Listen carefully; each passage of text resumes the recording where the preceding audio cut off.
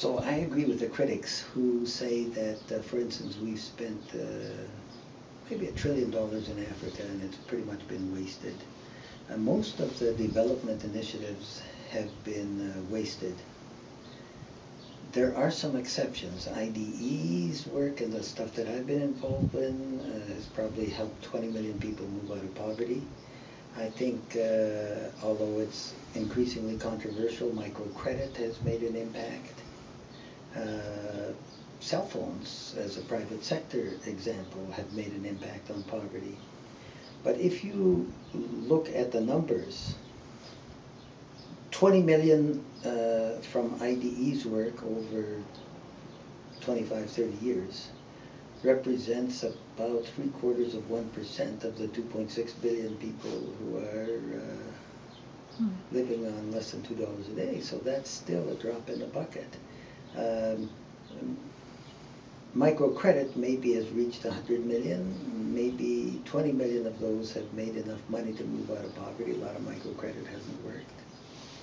At best, we've been able, with trillions of dollars, to make an impact on 50 million, 100 million people, which is still nothing.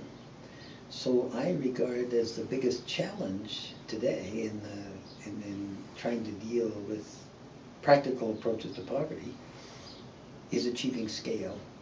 Taking those approaches which are effective and have demonstrated positive impact and bringing them to a scale.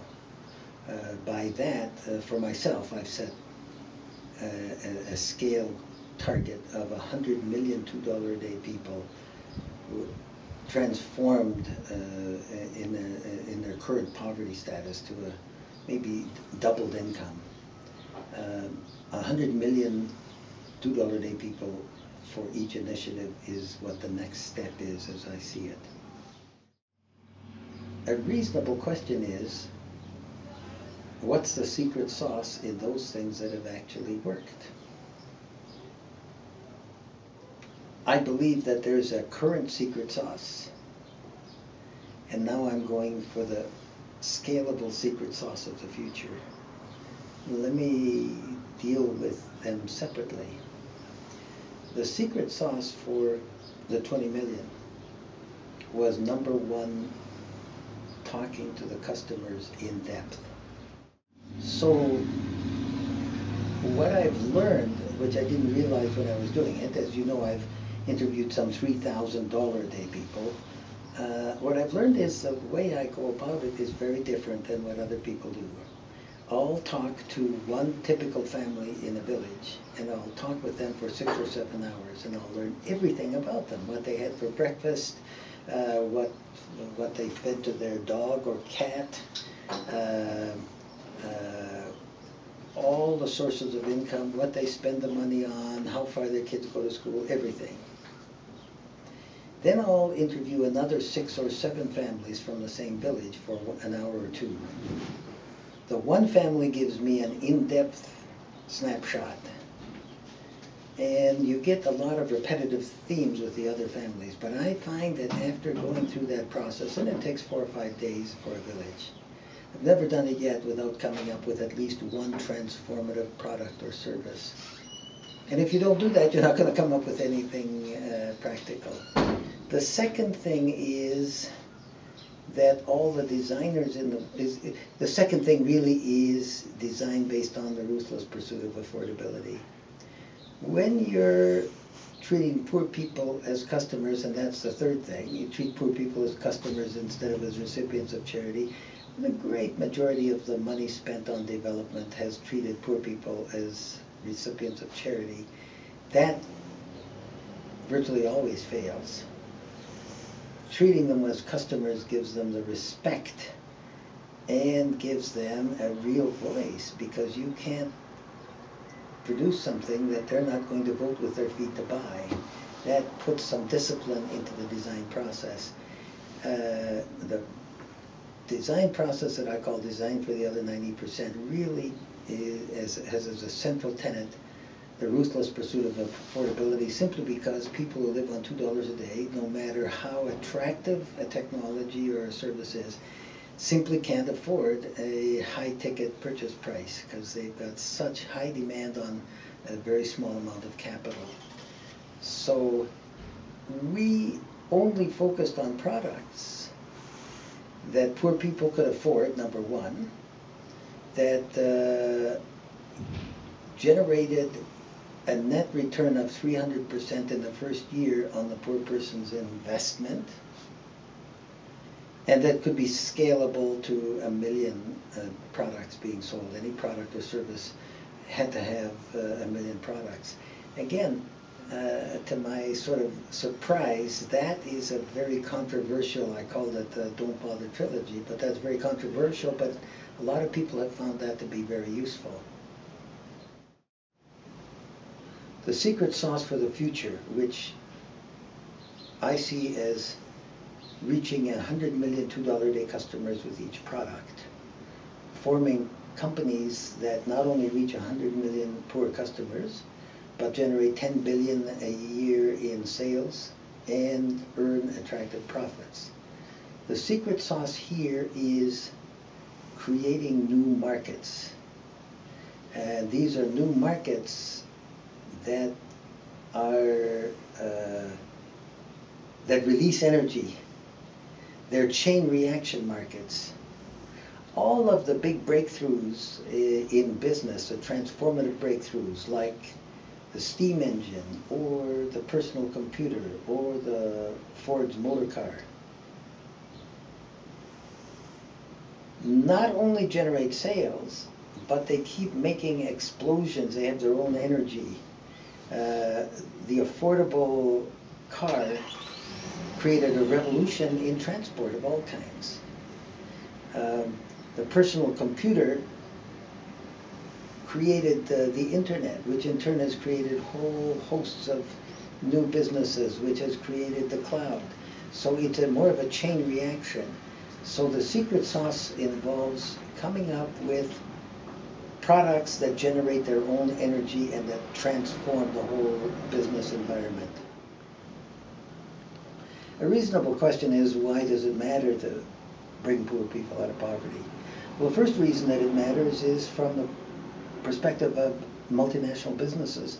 They're not going to be able to survive if they don't enter these markets.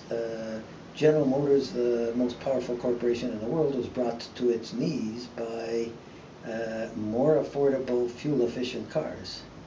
And they stayed upscale. Cummins Engine invested in India and China 25 years ago. Now India and China are producing a growth rate, an annual growth rate of 70% and profit margins of 12%, whereas their sales of Cummins in the U.S. have a negative growth rate and profit margins of less than 5%. The future is in emerging markets. Procter & Gamble is trying to catch up with Unilever. Unilever is selling 54% of its products in emerging markets and bottom billion customers. So the first thing is, unless every multinational, at least most multinationals, has a base in emerging markets, they're going to have trouble competing against those who do. Second thing is, a lot of the people in the $2-a-day marketplace will eventually become middle-class customers in emerging markets, and they then become consumers. So if you establish brand identity early, you've captured those people, and that's a huge part of your future market. That's from the point of view of the multinational. From the point of view of the stability of the planet, the single biggest contributor, in my view, to global warming and environmental imbalance is population growth. There is no doubt that virtually all the projected population growth in the experts who say we're going to be at 10 billion is in the $2-a-day places in the world, sub-Saharan Africa and so on. If we could help 1/2 of the $2-a-day people in the world move out of poverty, global population might stabilize at 7.5 billion, not at 10 billion. That would have a profound impact not only on in global warming, but on conflicts, because a lot of the wars and conflicts in the world are poverty is a major root cause. It has a huge impact on a lot of things. When poor people at $2 a day move into the middle class in the context of emerging countries, they now start being consumers. They contribute a great deal to economic growth all over the country.